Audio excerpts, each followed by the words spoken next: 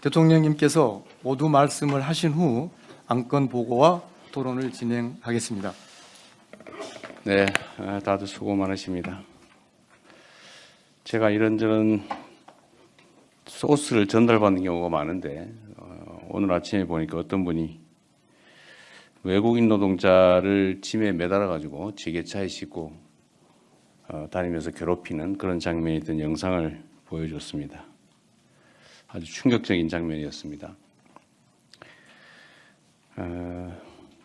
이영만리 외국에서 돈을 벌어보겠다고 한국으로 왔는데 아마도 한 집안의 가장일 가능성이 높은, 또는 개인이라 할지라도 인격을 가진 사람인데, 그런 모멸적인 대접을 이영만리 타국에서 받았으니 얼마나 괴롭고 또 외롭고 서러웠겠습니까?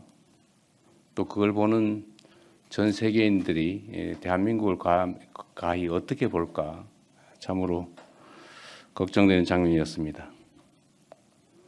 차별과 폭력은 매우 중대한 범죄죠. 그리고 인권을 침해하는 용서할 수 없는 행위이기도 합니다.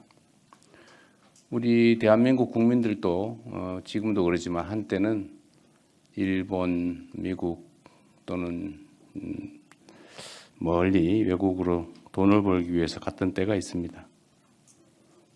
우리의 가족들이 그런 취급을 당했다고 생각해 보면 이 행위가 얼마나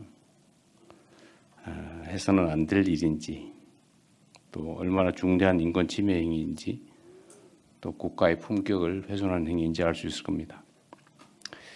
앞으로는 이런 외국인 노동자 또는 소수자, 사회적 약자들에 대한 관과 민간을 불문하고 이루어지는 이런 폭력 행위, 인권 침해 행위에 대해서 다시는 그런 행위들이 벌어지지 않도록 철저하게 대응해야 되겠습니다.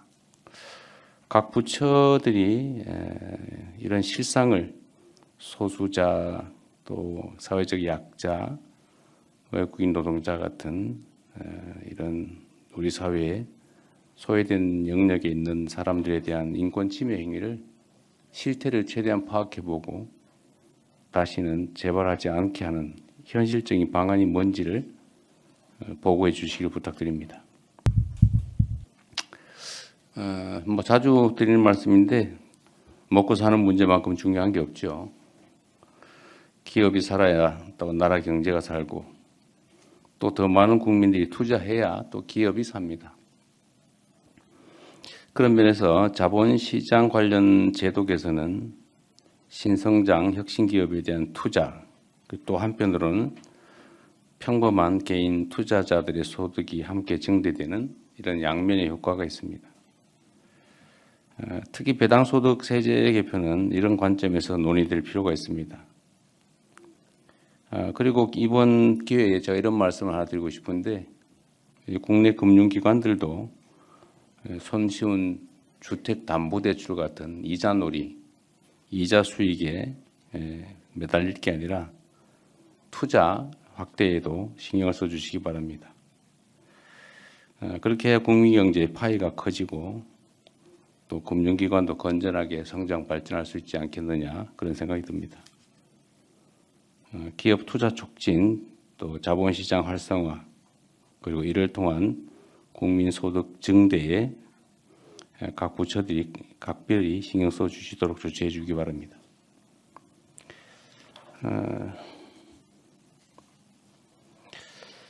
공직사회 관련해서도 한 말씀을 또 드리겠습니다. 우리 민생경제 회복 그리고 성장을 위해서는 공직사회 역할이 매우 중요합니다. 제가 알고 있는 공무원들 대부분은 매우 유능하고 책임감도 뛰어난 훌륭한 공직자들입니다.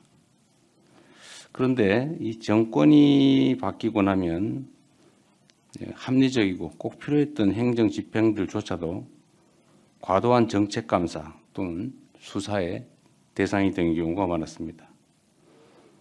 이렇게 되니까 공직사회가 꼭 해야 될 일, 의무적인 일, 관행적인 일 외에는 아무것도 안 하려고 합니다. 요즘은 복지부동이 아니라 낙지부동이라고 붙어서 아예 떨어지질 않는다고 합니다. 이렇게 해가지고 어떻게 국가 사회가 발전하겠습니까? 잘못된 건 물론 바로 잡아야 되는데 없는 잘못을 억지로 만들어내거나 또 정치적인 목적으로 열심히 일한 공무원들의 그 업적을 훼손을 하는 일이 절대로 있어서는 안 되겠습니다. 그래서 공무원들이 창의적이고 또 적극적으로 일할 수 있도록 조직 문화도 바꾸고 제도도 바꾸고 특히 정책 감사 수사 이런 명목으로 열심히 일하는 공직자들 괴롭혀서 의욕을 꺾는 일이 절대로 없도록 해주시기 바랍니다. 덧붙여서 공직자들의 복무 기간 관련해서 추가로 한 말씀을 드려야 되겠습니다.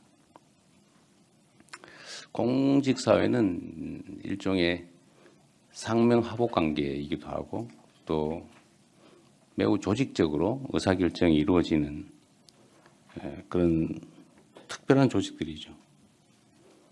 상사들, 지휘관들은 결국 보고에 의존할 수밖에 없는데 이 보고를 엉터리로 하거나 누락하거나 왜곡하거나 조작하거나 허위 보고하거나 이렇게 되면 의사결정이 왜곡됩니다. 허위 보고, 과장 왜곡, 조작 보고, 또 보고 누락 같은 이런 일이 발생하지 않도록 하고 이에 대해서는 매우 엄정하게 대응하도록 하시기 바랍니다. 네, 이상입니다. 지금부터 회의는 비공개로 진행하겠습니다. 언론 여러분께서는 협조해 주시면